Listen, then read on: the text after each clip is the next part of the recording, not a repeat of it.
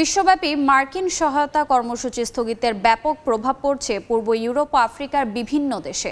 চাপের মুখে পড়েছে তাদের অর্থনীতি। গণমাধ্যমের খবর, এরই মধ্যে চাকরি হারিয়েছেন অনেকে। প্রাণঘাতী রোগে আক্রান্তদের চিকিৎসার বিষয়ে উদ্বেগ জানিয়েছেন বিভিন্ন স্বেচ্ছাসেবী সংগঠন। চলতি সপ্তাহে বিশ্বব্যাপী মার্কিন সহায়তা কর্মসূচি স্থগিতের অংশ হিসেবে দরিদ্র দেশগুলোতে জীবন রক্ষাকারী ওষুধের সরবরাহ বন্ধ করে যুক্তরাষ্ট্র। ইউএসএইডের কর্মকর্তা কর্মচারীদের প্রতি নির্দেশনা দেয়া হয় তাৎক্ষণিকভাবে কার্যক্রম স্থগিতের। পাশাপাশি যুক্তরাষ্ট্র যেসব দেশে সহায়তা করত সেগুলো পর্যবেক্ষণেরও সিদ্ধান্ত নেয় ট্রাম্প প্রশাসন। মার্কিন প্রশাসনের এমন পদক্ষেপে পূর্ব ইউরোপের বিভিন্ন দেশে মানবিক সংস্থায় কর্মরত বহু মানুষ তাদের চাকরি হারাচ্ছেন বলে জানিয়েছে বিভিন্ন গণমাধ্যম। এর প্রভাব পড়ছে সংশ্লিষ্ট দেশগুলোর অর্থনীতির ওপরও।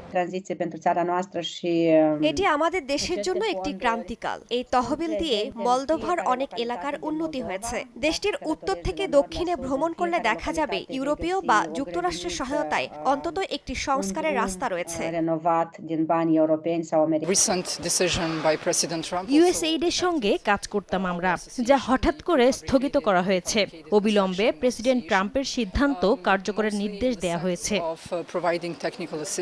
এর আগে বৃহস্পতিবার ট্রাম্প প্রশাসনের এই সিদ্ধান্তের সাফাই গান যুক্তরাষ্ট্রের পররাষ্ট্রমন্ত্রী মার্কো রুবিও। বলেন, মার্কিন প্রশাসন কোনো দাতব্য সংস্থা নয়। এদিকে সহায়তাকারী সংস্থাগুলো উদ্বেগ প্রকাশ করে বলছে, দরিদ্র দেশগুলোতে তহবিল স্থগিত করায় অপুষ্টিতে ভুগছে এমন শিশুরা চিকিৎসা থেকে বঞ্চিত হবে। প্রাণঘাতী রোগে আক্রান্ত ব্যক্তিরা পাবেন না প্রয়োজনীয় সেবা।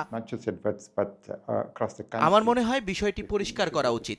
মানুষ অসুস্থ হবে কিন্তু চিকিৎসা পাবে না, এটা কোনোভাবেই গ্রহণযোগ্য নয়। অনেক মানুষ আছেন যারা এইচআইভি পজিটিভ, তাদের উচিত সরকারি সেবা পাওয়া, কিন্তু সরকারি সুবিধাগুলো আরো চাপের মধ্যে রয়েছে। ট্রাম্প প্রশাসনের পদক্ষেপে বিশ্বব্যাপী সহায়তা কার্যক্রমে আরো মারাত্মক প্রভাব পড়তে পারে বলে আশঙ্কা করছেন বিশেষজ্ঞরা। ওষুধের সরবরাহ বন্ধ হলে উন্নয়নশীল দেশগুলোতে স্বাস্থ্য ও মানবিক সহায়তা খাতে গভীর সংকট দেখা দিতে পারে বলেও উদ্বেগ প্রকাশ করেছেন তারা। মৌসুমী সাথী, সময় সংবাদ।